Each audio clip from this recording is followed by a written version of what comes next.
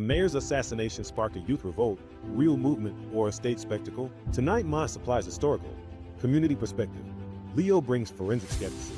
We'll trace disputed tallies, policing decisions, and who gains, because this fight could reshape public safety. Tonight, Mexico's official line collides with a furious public narrative. A youth-led revolt after the assassination of Erupts mayor. Was this a peaceful civic wave gone awry, or a hijacked spectacle? Here is what we can verify. On November 1st, Generation Z organizers issued a 12-point petition, citizen-triggered recalls, independent appointment councils, deep judicial reform, citizen anti-corruption audits, demilitarized local security, and more opportunity for the young. On the streets, it was raw. Fuera Morena. El Naco Gobierno no me representa. No nos pagaron. Flags of Mexico and that one-piece skull everywhere. Chants of Justicia para Carlos. People named forced recruitment, fear, and a state that feels deaf. Online, some called Mexico a failed narco state and asked who is funding this. Clips showed fences at the palace getting ripped down. I'm skeptical of easy labels, but when families feel totally unprotected, the anger is not mysterious. In Mexico City, it began at the Angel, moved toward the Zocalo, and turned when a black bloc minority breached palace barricades. Police used tear gas, stun devices, batons.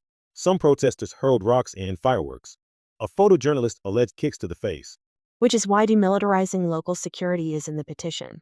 A UNAM teacher said she once voted for Claudia and now feels betrayed. Young people keep saying, stop treating us as cannon fodder. Protect us from forced recruitment and daily extortion. There is a narrative war.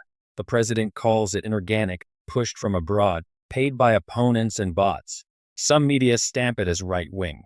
Fine, ask who is amplifying, but do not pretend the grievances are invented. Labels can be a dodge.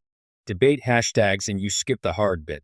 Why a mayor who confronted crime was not protected, and why an ordinary kid fears being pressed into a cartel. Even the basics are contested. Injuries hover around 120, roughly 100 police, and about 20 civilians. Arrests range from about 20 to about 40 in the capital, plus dozens elsewhere. The slain mayor's name appears with variants, too. That is why citizen audits matter. Release full body cam and medical tallies, name who ordered each use of force, and publish a transparent chain of custody for arrests. The movement's core is oversight. Let us test institutions in daylight. And do not romanticize destruction. Ripping palace fencing alienates allies fast. A black bloc can hijack a march in a minute and drown out the people who showed up peacefully.